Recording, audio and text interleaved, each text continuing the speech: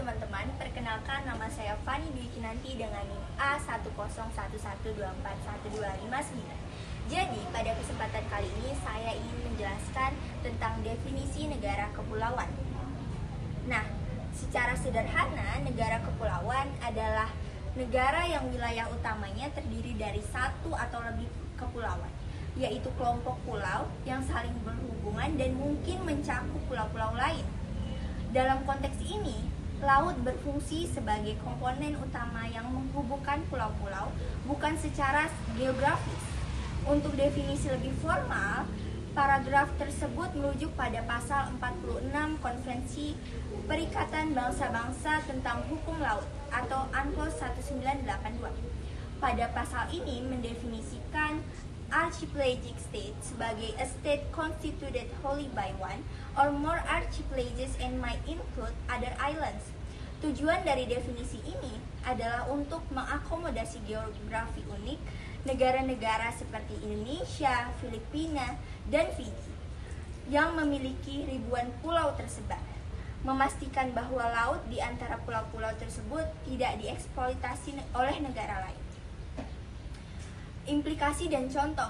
Nah, definisi UNCLOS memberikan hak eksklusif kepada negara kepulauan atas laut teritorial, zona ekonomi eksklusif, dan landas kontinen.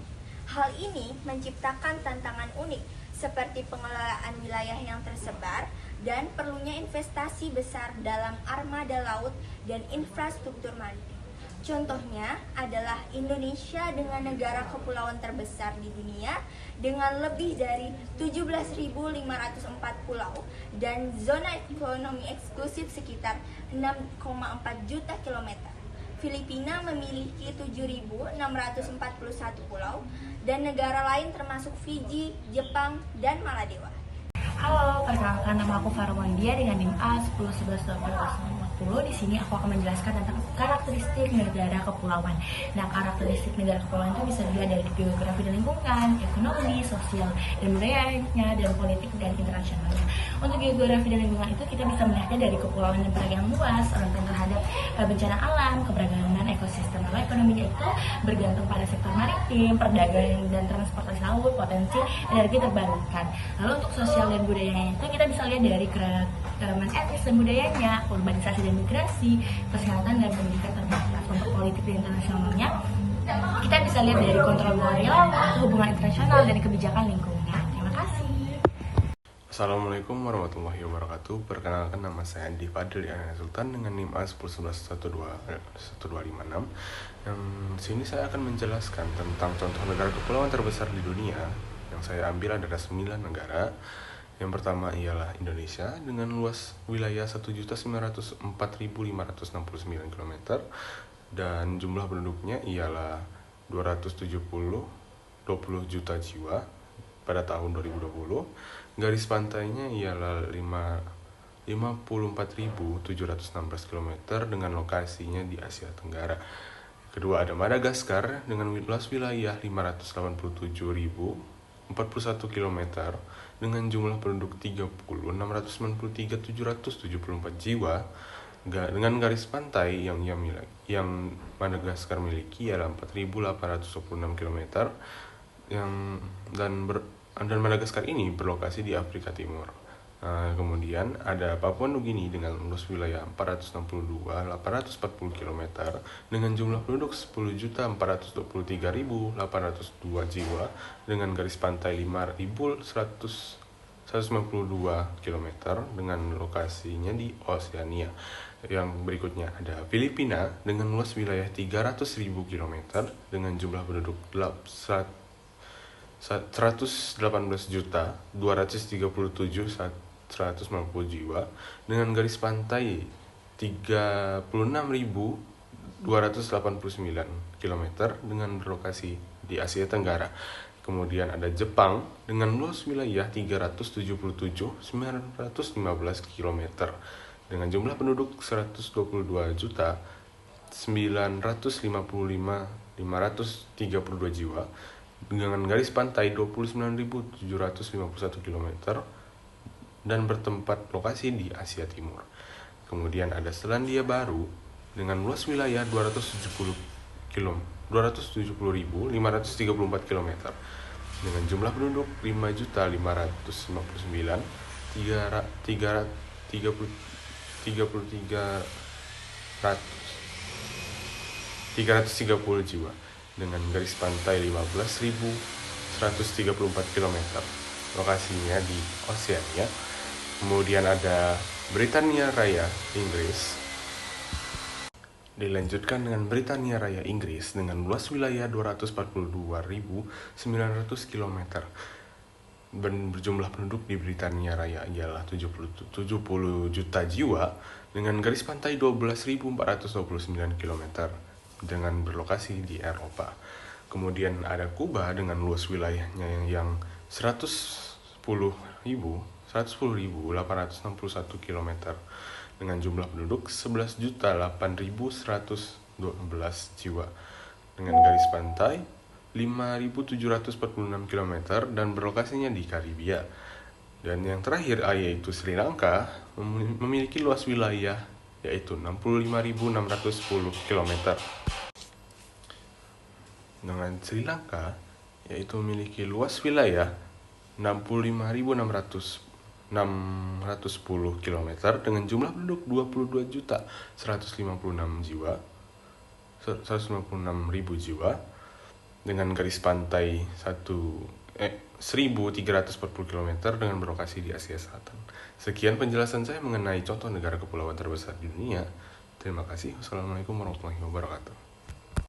Nama saya Marcel Pardomuan Silitonga dengan NIM A10112412445. Penjelasannya di sini bayangkan sebuah negara yang terdiri dari ribuan pulau, di mana laut itu bukan sekedar batas, melainkan jantung kehidupan. Itulah gambaran negara kepulauan seperti Indonesia, Filipina, ataupun Jepang. Laut yang luas ini menyimpan banyak sekali potensi luar biasa, seperti sebuah peti harta karun yang menunggu untuk dibuka. Potensi laut dan sumber daya alam di sini sangat penting. Karena laut bukan hanya batas wilayah, tetapi juga sumber utama ekonomi, ekologi, dan keamanan.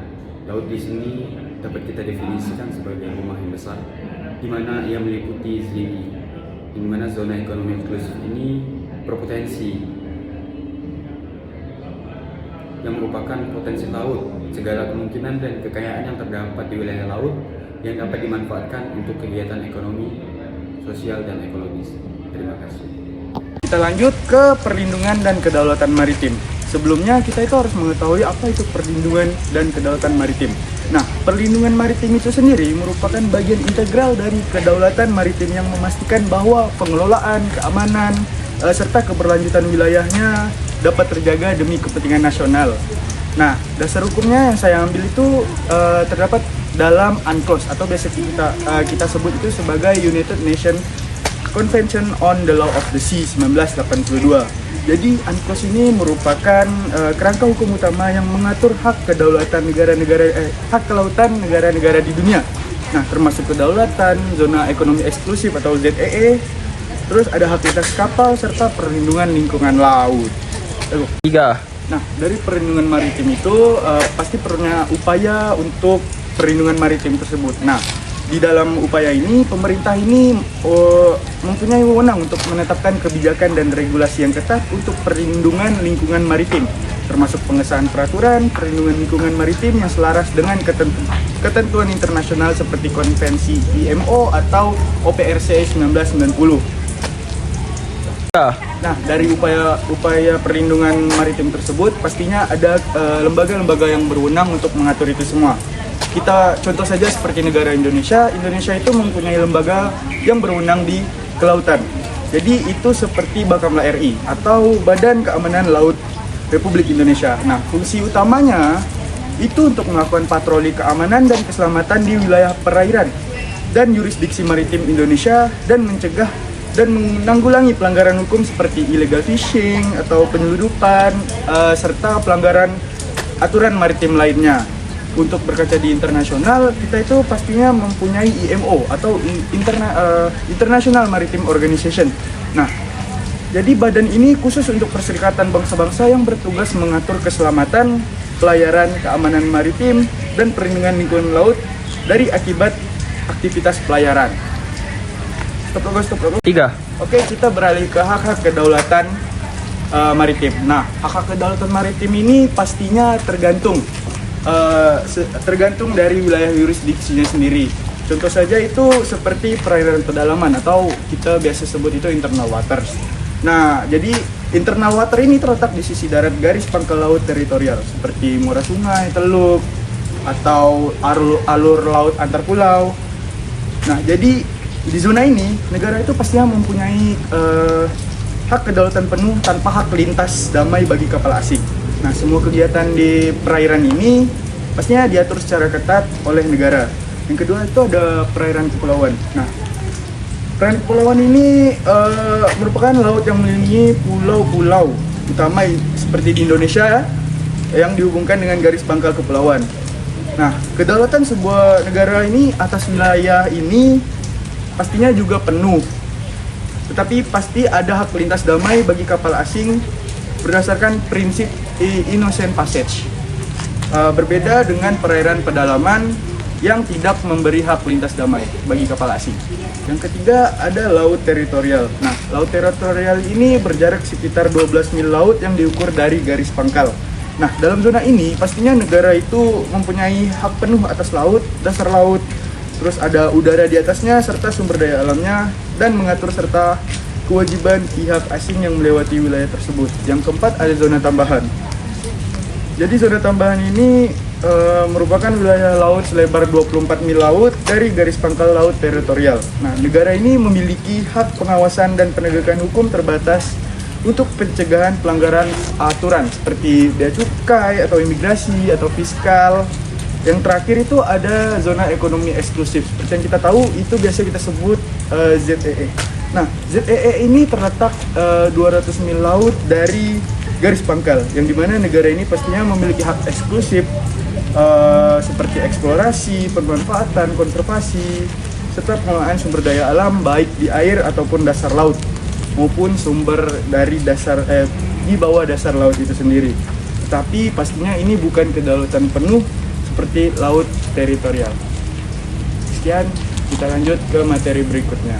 3. Perkenalkan, nama saya Raditya Biru Wiratama dengan NIM A10111414252. Kali ini saya akan membahas tentang ALKI. ALKI sendiri merupakan singkatan dari Alur Laut Kepulauan Indonesia. ALKI merupakan alur terbuka yang ditetapkan oleh pemerintah Indonesia untuk dilalui kapal-kapal asing yang melintasi wilayah laut Indonesia berdasarkan hukum laut internasional. ALKI ditetapkan untuk menghubungkan dua perairan bebas, yaitu Samudra Pasifik dan Samudra Hindia. Penetapan ini dibuat berdasarkan penafsiran Konvensi Laut 1982, Pasal 6 Undang-Undang Nomor 6 Tahun 1996, dan Peraturan Pemerintah Nomor 37 Tahun 2002, dan juga setelah mengadakan serangkaian pertemuan dengan beberapa negara serta organisasi internasional seperti IMO dan IHO. Terdapat beberapa pembagian ALKI secara umum. Yang pertama ada ALKI 1 untuk pelayaran Laut Cina Selatan ke Samudra Hindia atau sebaliknya, melintasi Laut Natuna, Selat Karimata, Laut Jawa, dan Selat Sunda. Yang kedua ALKI 2 untuk pelayaran Laut Sulawesi ke Samudra Hindia atau sebaliknya, melintasi Laut Sulawesi, Selat Makassar, Laut Flores, dan Selat Lombok. Yang ketiga ada ALKI 3A untuk pelayaran dari Samudra Pasifik ke Samudra Hindia atau sebaliknya, melintasi Laut Maluku, Laut Seram, Laut Banda, dan Selat Ombay dan Laut Sawu. Yang keempat ada ALKI 3B untuk pelayaran dari Samudra Pasifik ke Laut Arafura atau sebaliknya, melintasi Laut Maluku, Laut Seram, dan Laut Banda.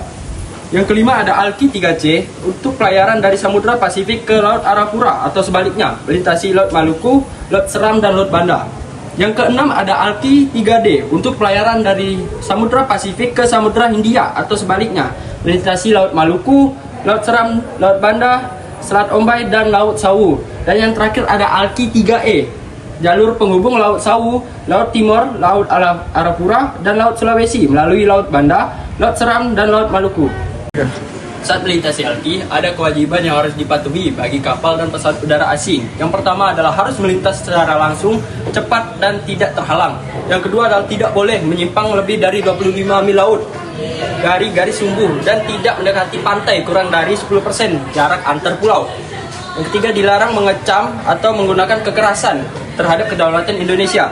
Yang keempat, kapal perang dan pesawat militer tidak boleh melakukan latihan perang atau menggunakan senjata. Yang kelima, pesawat udara dilarang mendarat kecuali karena force majeure atau musibah. Yang keenam, kapal asing dilarang berhenti atau berlabuh kecuali dalam keadaan darurat. Dan yang terakhir, dilarang melakukan siaran gelap, gangguan komunikasi, atau kontak dengan pihak tak berwenang di wilayah Indonesia. Nah, untuk poin selanjutnya akan dijelaskan oleh rekan-rekan saya. Perkenalkan, nama saya Fitri Patalas dengan NIM A 1924125. Di poin ke-6 ini saya akan menjelaskan tentang keanekaragaman hayati dan pentingnya pelestarian ekosistem laut. Pada poin pertama ada variasi hayati laut, yang dimana laut merupakan habitat utama bagi sekitar 80% kehidupan bumi dengan lebih dari 2 juta spesies termasuk ikan, mamalia laut seperti paus dan lumba-lumba, terumbu karang, dan plankton yang berperan sebagai dasar rantai makanan dan siklus nutrisi global. Indonesia sebagai contoh negara kepulauan memiliki lebih dari 6.000 spesies ikan dan 500 jenis karang, menciptakan ekosistem laut yang kompleks dan saling bergantung dengan variasi spesies unik akibat geografi laut yang beragam. Adanya ancaman utama seperti pencemaran zat berbahaya seperti plastik, minyak, dan bahan kimia dari limbah industri atau rumah tangga yang merusak plankton, terumbu karang, dan ikan. Contohnya penurunan populasi ikan karang di Laut Jawa hingga 50%. Adanya overfishing yang merupakan penangkapan ikan berlebihan menggunakan alat tidak selektif menyebabkan penurunan drastis spesies seperti tuna dengan efek cascade yang mengganggu rantai makanan. Contohnya stok ikan di Filipina yang turun hingga 70% dalam 2 dekade ini.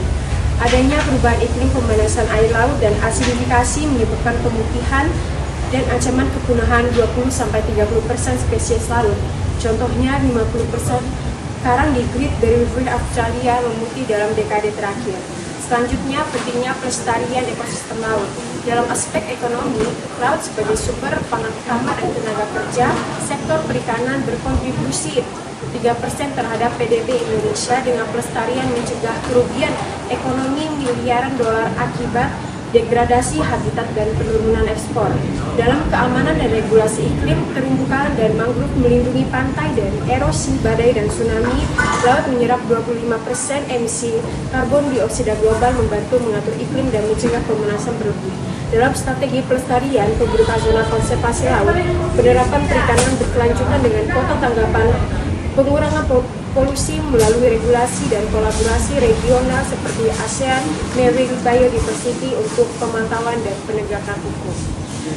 Selanjutnya akan dilanjutkan oleh rekan saya. Perkenalkan, nama saya Claudia Adinda dengan NIM A10111241249. Di sini saya akan menjelaskan tentang poin ke-7, yaitu tantangan infrastruktur dan tantangan konvensi di negara kepulauan. Yang pertama yaitu tantangan infrastruktur di negara kepulauan. Negara kepulauan seperti Indonesia, Filipina, Malaysia, dan Kepulauan Pasifik menghadapi tantangan infrastruktur yang diperburuk oleh geografi mereka yang terdiri dari ribuan pulau, laut luas, dan kerentanan terhadap bencana alam. Tantangan utamanya yaitu meliputi biaya pembangunan tinggi dan logistik kompleks. Membangun jembatan, jalan, dan rel kereta antar pulau memerlukan investasi besar untuk melintasi perairan dengan resiko cuaca yang buruk dan gelombang yang tinggi. Contohnya, proyek jembatan Suramadu di Indonesia menghabiskan biaya miliaran dolar dan memerlukan teknologi khusus untuk menahan korosi laut. Selanjutnya ada keterbatasan akses ke pulau terpencil. Banyak pulau kecil tidak memiliki infrastruktur dasar seperti jalan dan listrik. Di Indonesia, daerah seperti Papua dan Maluku sering kesulitan mendapatkan bahan bangunan karena transportasi laut yang mahal dan tidak teratur. Kemudian ada kerusakan akibat bencana alam. Tsunami, gempa bumi, dan badai tropis sering merusak pelabuhan, bandara, dan jaringan energi. Misalnya, gempa di Sulawesi Utara pada tahun 2018 menghancurkan infrastruktur vital, memperlambat pemulihan karena sulitnya akses ke lokasi terpencil. Yang terakhir yaitu adalah kesenjangan pembangunan regional. Infrastruktur terkonsentrasi di pulau utama seperti Jawa di Indonesia, sementara pulau luar seperti Nusa Tenggara atau Kalimantan Timur tertinggal, memperburuk ketimpangan sosial dan ekonomi. Kemudian adalah tantangan konektivitas di negara kepulauan. Konektivitas di negara kepulauan melibatkan transportasi laut atau udara, internet dan telekomunikasi yang sering terganggu oleh jarak dan kondisi geografis. Tantangan spesifiknya yaitu mencakup konektivitas di negara kepulauan, melibatkan transportasi laut atau udara, internet dan telekomunikasi. Kemudian ada akses internet yang terbatas di daerah terpencil, dan ada ketergantungan pada transportasi laut dan udara. Negara kepulauan seperti Indonesia, Filipina, Malaysia, dan Kepulauan Pasifik menghadapi tantangan infrastruktur yang diperburuk oleh geografi mereka yang terdiri dari ribuan pulau, laut luas, dan kerentanan terhadap bencana alam.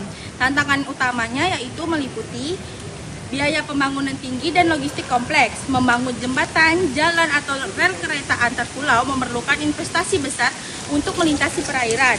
Kemudian, ada keterbatasan akses ke pulau terpencil. Banyak pulau kecil tidak memiliki infrastruktur dalam dasar seperti jalan atau listrik, menyebabkan isolasi ekonomi. Kemudian ada kerusakan akibat bencana alam. Tsunami, gempa bumi, dan badai tropis sering merusak pelabuhan, bandara, dan jaringan energi. Dan yang terakhir yaitu kesenjangan pembangunan regional, yaitu infrastruktur terkonsentrasi di pulau utama. Kemudian adalah tantangan konektivitas di negara kepulauan. Konektivitas di negara kepulauan melibatkan transportasi laut atau udara, internet dan telekomunikasi yang sering terganggu oleh jarak dan kondisi geografis. Tantangan spesifiknya itu mencakup akses internet yang terbatas di daerah terpencil, kabel serat optik dan jaringan seluler sulit dijangkau di pulau kecil dengan cakupan hanya 50-70%. Kemudian ketergantungan pada transportasi laut. Kemudian ada ketergantungan pada transportasi laut dan udara. Jalur laut rentan terhadap cuaca ekstrim, sementara bandara kecil sering tidak mampu menangani peningkatan lalu lintas. Kemudian ada resiko gangguan pada kabel bawah laut.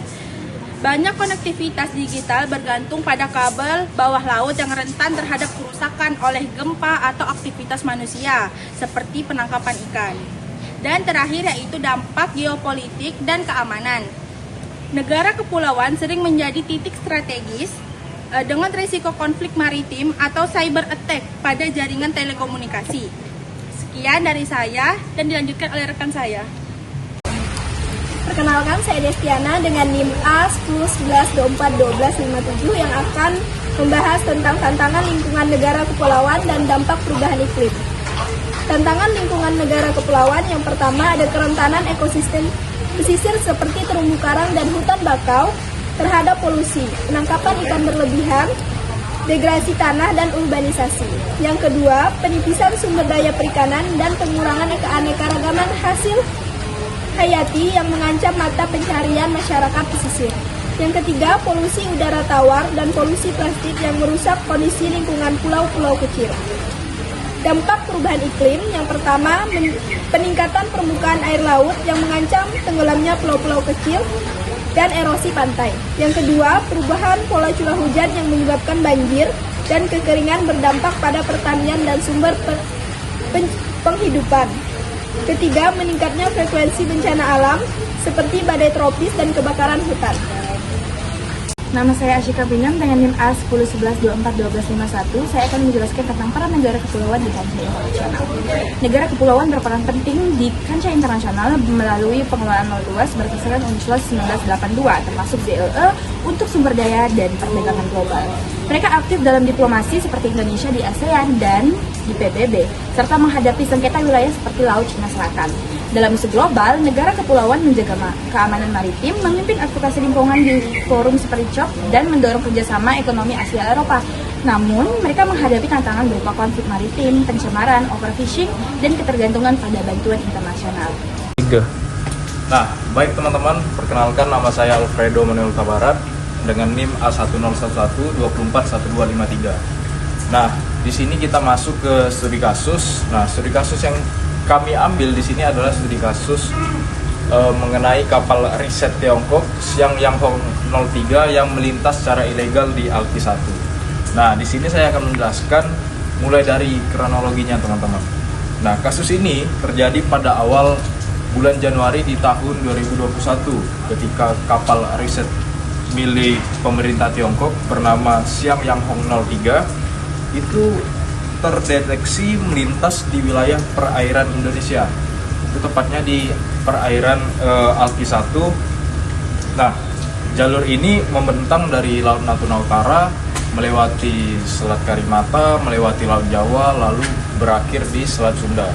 Nah, selama pelayarannya, kapal riset tersebut mematikan sistem pelacakan otomatis atau AIS, Automatic Identification System, sebanyak 3 kali. Nah, padahal menurut aturan internasional dan nasional, kapal asing yang melintas di wilayah perairan Indonesia wajib menyalakan AIS agar dapat dipantau oleh otoritas maritim. Nah, pemadaman AIS ini menimbulkan kecurigaan karena diduga kapal tersebut melakukan kegiatan riset ilmiah kelautan tanpa izin dari pemerintah Indonesia kita. Yang jelas itu melanggar hak lintas damai yang sudah sah di perairan kepulauan. Nah, lalu kita masuk ke tanggapan dari pemerintah Indonesianya. Menanggapi hal tersebut, Badan Keamanan Laut Indonesia Bakamla itu segera mengerahkan kapal patrolinya untuk memantau pergerakan kapal riset tersebut. Nah, kapal riset tersebut akhirnya terdeteksi di sekitar Selat Sunda, teman-teman. Dan karena kondisi cuaca yang tidak memungkinkan untuk Bakamla ini melakukan pemeriksaan secara langsung di atas kapal, Bakamla memutuskan untuk mengawal kapal tersebut hingga keluar dari wilayah perairan Indonesia. Tindakan yang diambil Bakamla itu untuk mencegah potensi pelanggaran lebih lanjut. Nah, kita masuk dari sisi hukumnya, teman-teman. Nah, dari sisi hukum internasional, tindakan kapal ini melanggar ketentuan UNCLOS 1982, terutama di pasal 52 dan di pasal 54. Dan selain itu, tindakan tersebut juga bertentangan dengan peraturan domisili kita, peraturan nasional kita, yaitu peraturan pemerintah nomor 37 tahun 2002 tentang hak dan kewajiban kapal asing dalam melaksanakan hak lintas alur laut kepulauan. Nah, sebagai tindak lanjut, pemerintah Indonesia melalui Kementerian Luar Negeri mengirimkan nota diplomatik resmi kepada pemerintah Tiongkok untuk meminta klarifikasi atas aktivitas kapal riset tersebut. Nah, namun Tiongkok itu tidak memberikan tanggapan terbuka kepada publik dan tidak ada pernyataan resmi atau konferensi pers yang dilakukan dan disampaikan. Nah, meskipun demikian, berbagai sumber diplomatik menyebutkan bahwa komunikasi tetap dilakukan, teman-teman. Walaupun secara tertutup melalui jalur diplomasi antar pemerintah. Langkah ini diambil untuk menjaga hubungan bilateral antara Indonesia dan Tiongkok tetap stabil. Udah segini saja, teman-teman, studi kasus yang kami ambil. Kita masuk ke dalam kesimpulan. Nah, teman-teman, sekarang kita masuk ke dalam kesimpulan. Nah, negara kepulauan seperti Indonesia, Filipina, dan Jepang itu didefinisikan UNCLOS 1982 sebagai wilayah kepulauan dengan laut integral yang menawarkan potensi ekonomi dari sumber daya laut, namun menghadapi tantangan geografis, ada juga tantangan bencana dan perubahan iklim. Nah, karakteristik utamanya itu meliputi budaya maritim, ada ketergantungan perikanan, isu geopolitik seperti klaim ZEE, memerlukan strategi blue economy, serta penguatan kedaulatan maritim. Nah, studi kasus pelanggaran kapal riset Tiongkok tahun 2021 yang saya jelaskan tadi, itu menegaskan pentingnya menjaga batas maritim untuk melindungi sumber daya dan pengelolaan berkelanjutan di negara kita. Begitu juga kedaulatan Indonesia itu sendiri. Baik, itu saja teman-teman, terima kasih. 3. Oke teman-teman semuanya, begitu saja penjelasan dari kelompok kami mengenai negara kepulauan. Nah, kurang lebihnya kami mohon maaf. Sekian dan terima kasih.